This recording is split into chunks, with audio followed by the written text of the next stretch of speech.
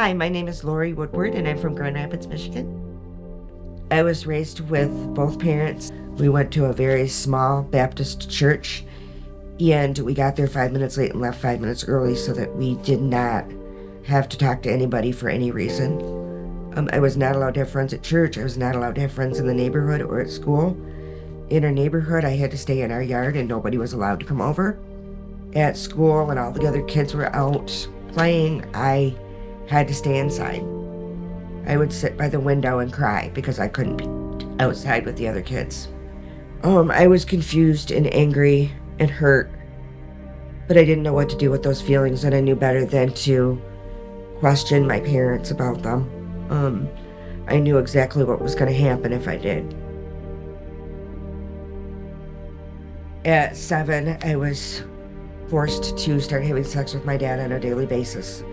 My mom was in the room. My dad was holding a gun to my throat. And if I didn't do things the exact way that he wanted them done, my mom was the one that would throw me down the stairs.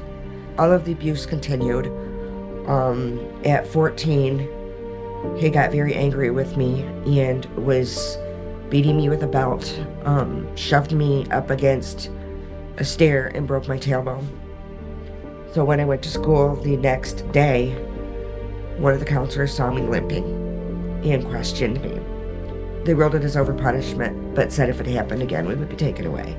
I had been living in the basement of my sister's house in fear. Every time we would hear a car pull in the driveway, I would run to the basement and lock the door because we didn't always know if it was my dad coming to hurt me again.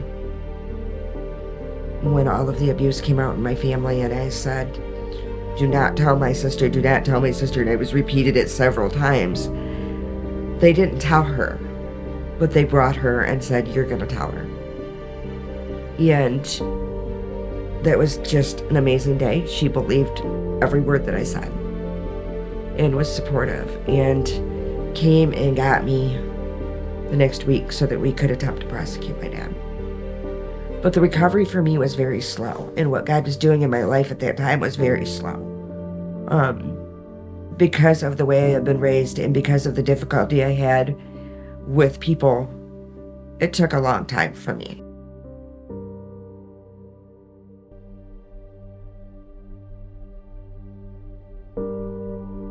I am just continually learning what God can do, learning to completely depend on Him. I don't have to live in fear. I don't have to live in anger. God is just continuing to change my life, and I am so grateful for everyone that is helping me, for Set Free, for my church, for my roommate, and all of the support system that I have.